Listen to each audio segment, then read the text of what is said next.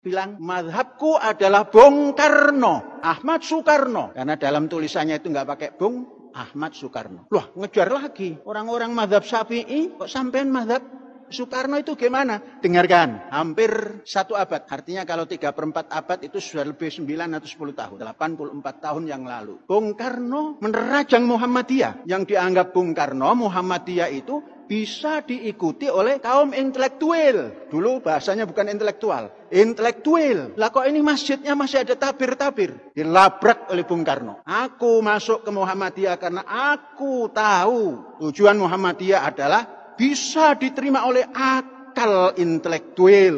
Tapi setelah saya melihat ini, di masjid ada tabir, ada musyawarah Muhammadiyah, ada tabir, saya akan keluar kalau tidak dirubah. Tabir adalah merupakan simbol perbudakan wanita. Kapan itu dibaca oleh Syekh?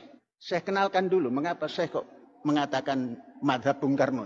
Pada tahun 57, Syekh baru berumur 11 atau 12 tahun. Tapi sekolahnya masih kelas 4 rakyat. Karena Syekh masuk sekolah itu 2 kali ditolak. Karena suruh megang telinga sini. Yang pertama nggak bisa megang. Suruh pulang. Tahun kedua masih belum bisa megang. Sedangkan adik Misan Syekh yang saya lihat itu kecil. Kok sudah diterima? Lah saya jangkung kok nggak diterima. Tanganmu belum sampai nak.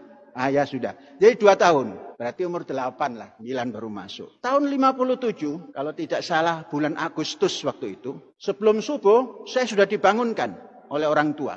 Nah, tangi. Kalau bapak, Pak, durung subuh Pak. Sholat nok dokar. Sholatnya di Delman. Oh aneh lagi. Pak, sholat nok Delman. Nok ndiwae iso sholat nak. Ayo melaku.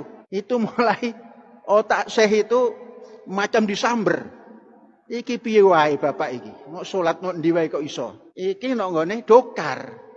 Nok perahu sing ngalor ngidul mlakune oleh iki dokar ngidul nguloni ya ngadep nganan nak salate engko. Terus dioyak-oyak dokar bagaimana Pak? Ya tambah anggring, enak, ketemu Gusti Allahnya enak. Nah, sudah dapat ceplak otak Syekh seperti disentil, tapi yang nyentil orang tua ya enggak apa-apa. Ada apa Pak? Ini nanti Bung Karno akan lewat. Katanya mau meresmikan Semen Gresik ya antara bulan-bulan Agustus begitulah. Karena nggak lama terus Agustusan. Tahun 57. Kereta api Pantura yang menuju Pasar Turi itu, Bung Karno naik situ. Kemudian di perapatan setelah kota Lamongan, ada perapatan namanya Ndeket. Ndeket itu mungkin dekat kepada Lamongan. Di situ berbaris kita, dipanggul oleh orang tua, suruh jabat tangan kepada Bung Karno yang di kereta api. Jabat tangan, aku kenal Bung Karno. Bapak belum kan, nggak jabat tangan? Duluan saya Pak. Oh bapak kepala desa, di bawah presiden. Anakku kan belum jadi apa-apa. Salaman. Nah, sudah salaman. Mulai memandang Bung Karno. Kemudian lihat songkok Bung Karno itu kok tinggi. Songkok bapak nggak terlalu tinggi. Pak nanti kalau saya sudah bukan bocil, songkok saya akan ditinggikan seperti songkok Bung Karno. Makanya orang pada heran, itu songkoknya kok tinggi-tinggi. Songkok Bung Karno. Kemudian, kenapa itu sholat kok pakai jas? Bung Karno tidak pernah lepas dari pakaian kebesaran. Hanya saya ngajak saja. Kan asikan begini daripada begitu. Kemudian itu sholatnya kok pakai kaos kaki. Memang punya kaos kaki ya dipakai. Kalau nggak punya nggak pakai. Saudara-saudara, 3-4 tahun kemudian setelah berjumpa salaman dengan Bung Karno, saya ke Gontor. Tahun 1900, kalau tidak 63, 64, saya membeli buku. Melihat dulu ini buku tebal ini apa ini. Dibuka di bawah naungan bendera revolusi. Cetakan pertama, Bung Soekarno. Saya yang membaca pertama kali adalah yang ke-1. Yang kemudian menjadi perjalanan Bung Karno tak tergoyahkan. Yaitu di Indonesia ada 3 kekuatan. Setelah itu, oh ini Bung Karno luar biasa. Melompat ke tengah-tengah. Tabir simbol perbudakan. Apa ini isinya? Pendapatnya yang protes ke sana kemari. Saya masuk Muhammadiyah karena saya termasuk kelompok intelektual atau intelektual yang bisa mewadahi intelektualitasnya para kaum intelektual adalah Muhammadiyah. Tapi setelah melihat ini, saya berubah pikir sebelum mendapatkan keterangan. Ini kalau Muhammadiyah ini saya akan keluar. Begitulah dalam tulisannya. Tahun kemudian, tahun 39, Bung Karno menulis dalam tulisan ditujukan pada Habib Muhammadiyah. Hobbes, Bestur, pimpinan pusat, Bestur, Muhammadiyah. Tatkala mau kongres, kalau nggak salah kongres ke-28, menulis tentang itu juga. Akhirnya itu dijadi ketetapan bahwa takbir itu tidak harus dijalankan. Baik itu di pertemuan maupun di sholat. Kemudian saya ngelamun, seakan-akan berjumpa Bung Karno. Setelah menampilkan soft nisa itu berdamping-damping dan kadang-kadang di soft depan. Ini besok Center of Education di Az-Zaitun ini mau menampilkan nisa untuk jadi khotib di Jumat. Itu Bung Karno secara imajiner. Terus apa jawabmu? Berani-beraninya kamu. Bung mengatakan agama itu adalah rasional. Siapa yang tidak rasional bukan beragama. Bung ingatkah bahwa Bung mengucapkan merdeka? Saya tambah Bung hanya satu. Aku tambah merdeka roh, merdeka fikir, merdeka ilmu. Teruskan perjuanganmu, Panji. Waduh, sudah begitu itu kata Bung Karno. Tapi ini imajiner. Lah orang-orang mazhabnya Syafi'i, Maliki, Hambali sambil tidak tahu, makamnya saja nggak tahu gitu kan. Itu ngotot. Lah ini Bung Karno pernah salaman, punya buku bisa dirujuk. Rujuk.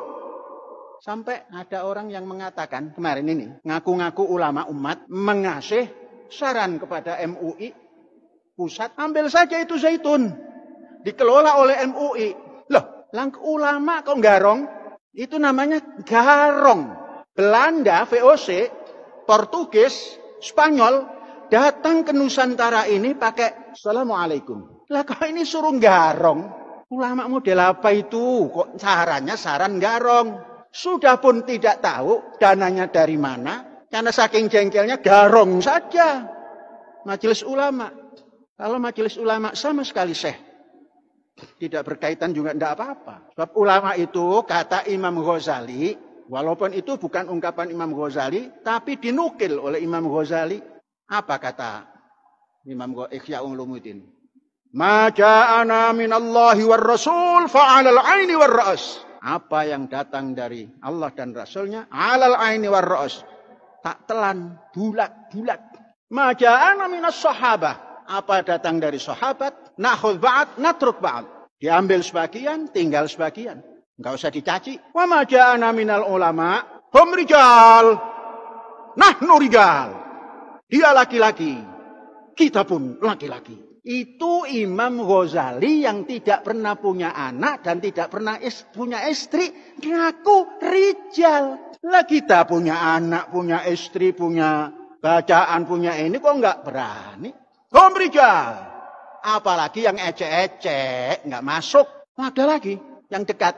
Yang mengaku majelis ulama. Mengatakan tidak ada pentingnya zaitun itu. Enggak bermanfaat. Seakan-akan sudah pernah menginjak. Padahal rumahnya dekat. Itu yang dinamakan fi qulubihim marad. Fazadahumullahu maradun. Az-zaitun tidak punya manfaat bagi masyarakat. Yang ngaku kiai di sebelah sana. Berapa ratus hektar tanahmu yang kamu berikan pada rakyat untuk digarap.